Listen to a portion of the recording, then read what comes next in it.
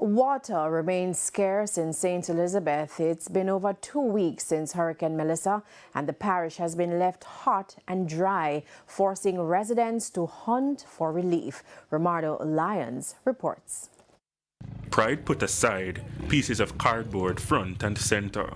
On them, urgent needs. Most important among those needs, water.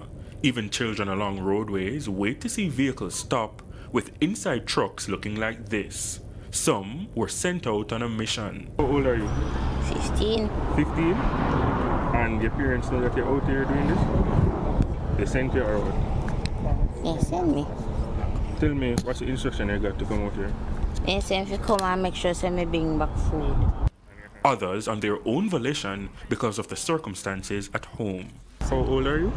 13. Me come out here because me need help. And my mother sick. She can't walk. That's all.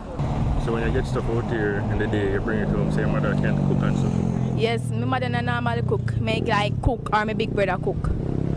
So when you're out here in the days, what are some of the things you get?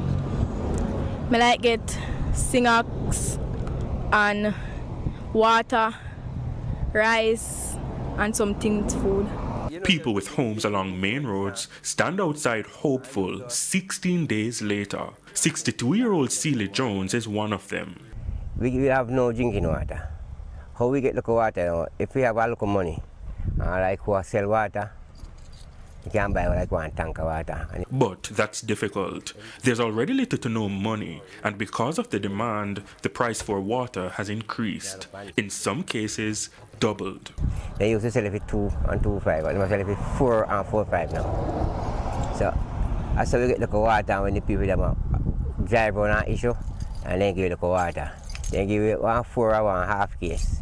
Inside, empty bottles are plenty. Some haven't seen a drop of water since October 28. And with no water for cleaning, Mr. Jones says there are health concerns following sightings of rats. This is covered in so I look flooded in this rat bite up. We no see flower. But we have last kind of this rat bite up. So we just take it out and fill in one side, see how they let them do it there.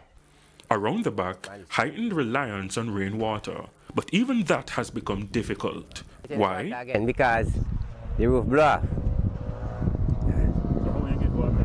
You just leave it full? We open it. So if rain fall and come down night, we just catch. But we don't have to run the water night anymore. His friend Veronica Bromfield is 68. Since the hurricane, we don't have none. I would even tell, I don't know where to start from. We don't have no water. At her feet, 4 bottles of water. In the heat they're facing, they go very fast. One's almost done. Very, very, very hot. And no coolings, nothing cool. We have to just adjust to the condition.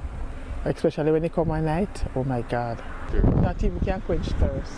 Here, more people, the same issue. Out in the blazing sun that blurs vision and drains energy, the aim is water. But most days, all they get is sweat. You have to just in the sun. You understand? Say, you know pretty, you know pretty, you know pretty, you know pretty. And like how early you come out in the mornings? And I come out in the morning, come out in the morning at 9 o'clock. I'm out here till say 12 o'clock. Just to get water and food, so it don't easy. We want to bathe and we can even bathe because we have no water. We done there from around 6:30 since morning. Now this interview was done at 1:19 p.m. 6 hours and 49 minutes, and this is all she has. Just this alone. Them don't mind one, you know, just this alone. The financial impact of Hurricane Melissa on the operations of the National Water Commission NWC is expected to exceed $10 billion. The United Nations says access to safe water, sanitation and hygiene is the most basic human need for health and well-being. Romardo Lyons, TVJ News.